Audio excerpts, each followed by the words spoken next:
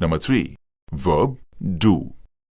ये सहायक क्रिया अपने साथ डू, डज, डिड को रखती है। जहां डू और डज का प्रयोग प्रेजेंट टेंस में, वहीं डिड का प्रयोग पास्ट टेंस में किया जाता है। ये सहायक क्रियाएं प्रायः नेगेटिव और इंटरोगेटिव सेंटेंस बनाने में यूज की जाती हैं। इन्हें किसी अफर्मेटिव सेंटेंस में यूज नहीं करते हैं।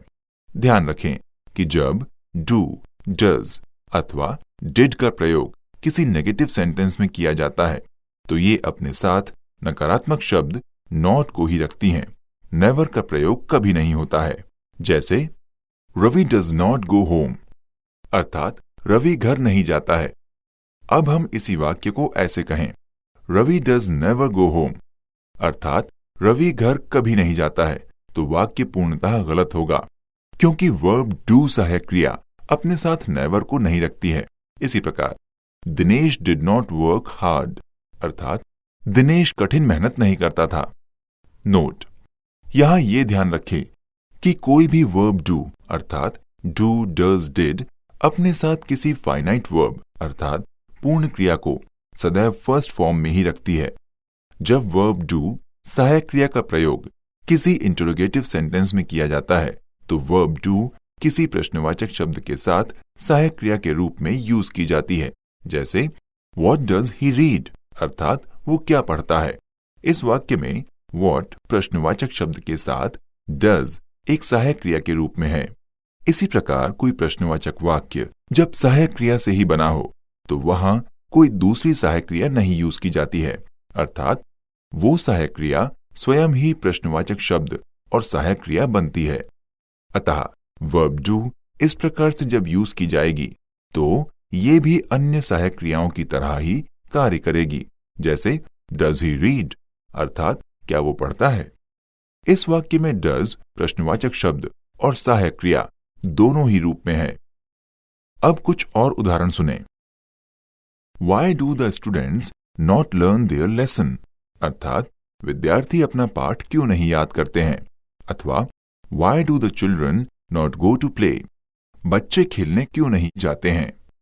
यहां इन वाक्यों में सहायक क्रिया अपने प्रश्नवाचक शब्दों के साथ है और इनके नकारात्मक शब्द मुख्य क्रिया के पहले हैं।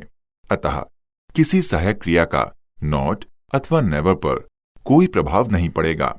वर्ब डू एक पूर्ण क्रिया अर्थात फाइनाइट वर्ब के रूप में। यहां हम सर्वप्रथम ध्यान दें कि वर्ब डू एक सहायक क्रिया है तो एक पूर्ण क्रिया भी है। अतः ये भी किसी पूर्ण क्रिया की तरह अपना तीनों रूप प्राप्त करती है। नंबर 1, वर्ब डू की फर्स्ट फॉर्म। इसकी फर्स्ट फॉर्म डू है जो सदैव प्लूरल नंबर में होती है। इसका सिंगुलर नंबर डज है। इसे सदैव प्रेजेंट टेंस में यूज किया जाता है। जैसे I do not do my work, अर्थात मैं अपना कार्य नहीं करता हूं। इस वाक्य में डू नॉट सहायक क्रिया है जबकि नॉट के बाद आने वाला डू पूर्ण क्रिया है। इसी प्रकार व्हाट डू यू डू, अर्थात तुम क्या करते हो।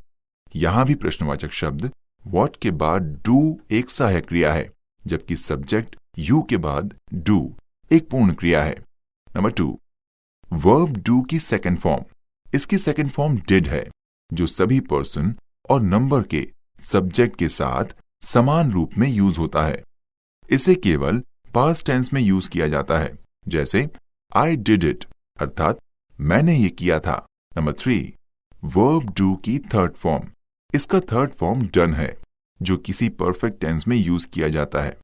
इसके साथ हैव, हैज या हैड सहायक क्रिया यूज की जाती है। जैसे I had done my work, अर्थात मैंने अपना कार्य कर लिया था।